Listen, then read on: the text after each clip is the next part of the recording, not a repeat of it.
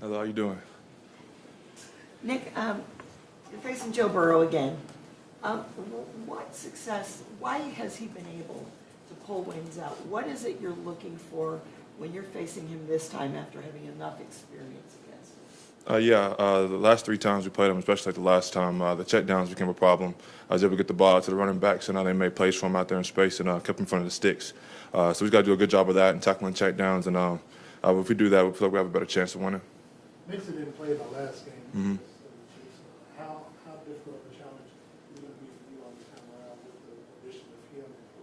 Yeah, man, they got two great backs, man. I watched them both a lot at OU, and I watched them continue to play together in the league. And again, complete opposites in terms of the skill sets they bring to the offense, but they're still both hard tackles and hard outs. So it takes all 11 of us. We got to stop the ball with our front and our linebackers, and we just got to tackle out in space.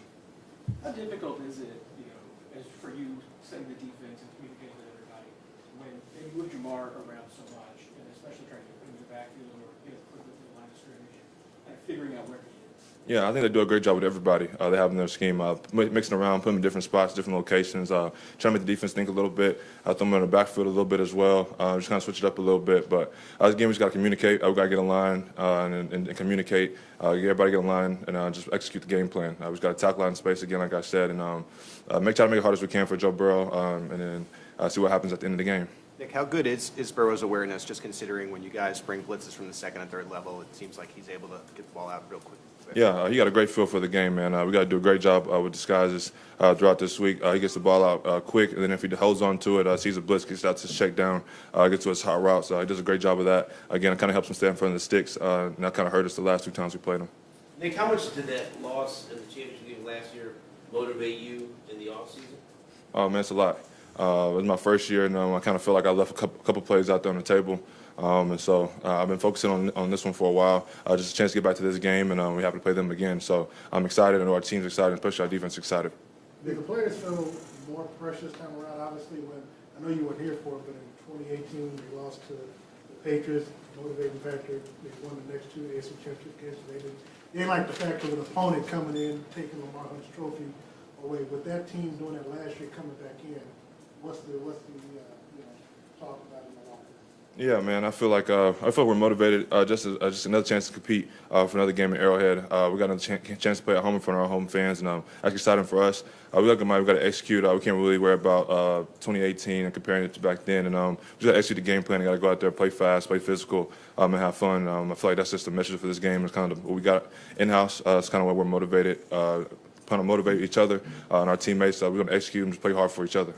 Nick, this is the 4th time you're playing them in 2 years. Mm-hmm. It's like a division rival almost.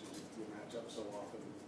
Maybe it's just the cameras catching the right time, but it seems maybe more chirpy, maybe a little more chatter between the 2 teams than normal games. Does it feel that way to you? Is there more talk? Is there? It's playoff football. I've been here. This is my 2nd year, and I played in a lot of playoff games, and I kind of feel like that's just the level of intensity that you bring every single week. You got to bring that. You got to have that edge, have that chip on your shoulder if you want to compete and win games and get a chance to play in the Super Bowl. So they don't get under your skin more? No, sir. Anyone else? No, sir. Nick, you mentioned tackling the check down, but also those elusive receivers like Jamar Chase and T. Higgins, all those guys. Like, what's the difficulty of trying to get them to limit their yardage because they've been pretty productive against you guys? Yeah, we're a press team, so we got to get hands on receivers, and again, we got to tackle. They do a great job putting their playmakers out there in space, giving them room to work with. So we got to vice tackle, get 11 hats to the ball, man, and just got to tackle out in space. That's gonna be the name of this game. They do a great job.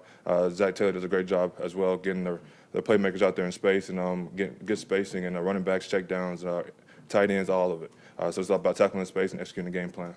Nick, you mentioned those check downs.